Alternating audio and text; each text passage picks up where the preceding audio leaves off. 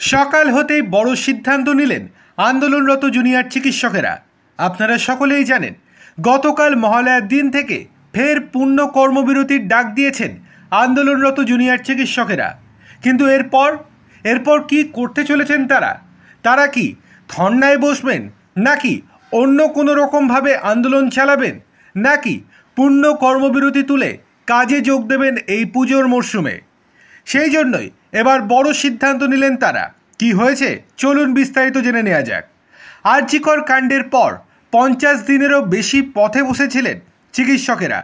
দীর্ঘ বৈঠক, টানাপোড়েন, সরকার পক্ষের সঙ্গে দর কষাকষির পর আংশিক কর্মবিরতির প্রত্যাহার করে কাজে ফিরেছিলেন জুনিয়র চিকিৎসকেরা। তার মধ্যেই সাগর দত্ত হাসপাতালের ঘটনা, ফের নিগ্রহের শিকার চিকিৎসক। এরপরই আবার কর্মবিরতিতে বসেছেন চিকিৎসকেরা। পুজোর মুখে জুনিয়র চিকিৎসকদের কর্মবিরতিতে ভোগান্তি চরমে।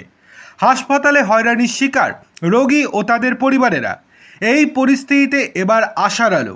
পূর্ণ কর্মবিরতি কি প্রত্যাহার করবে পশ্চিমবঙ্গ জুনিয়র ডক্টরস ফ্রন্ট? এবার সেই সম্ভাবনায় জোরালো হচ্ছে। আজকে দুপুর 2টোর সময় জিবি মিটিংয়ে বসছেন, অর্থাৎ জিবি বৈঠকে বসছেন সিনিয়র ডাক্তার এবং জুনিয়র ডাক্তারদের ফ্রন্ট। সেখানেই আজকে বিস্তারিত আলোচনা করা হবে এর পরবর্তী রূপরেখা কী।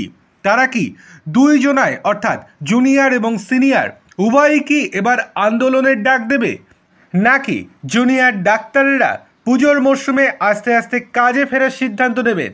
পুরোটাই নির্ভর করবে আজকে বৈঠকের ওপর।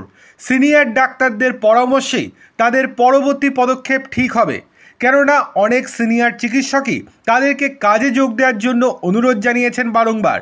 দেখার বিষয় আজকে বৈঠকের পর তারা কী সিদ্ধান্ত নেন।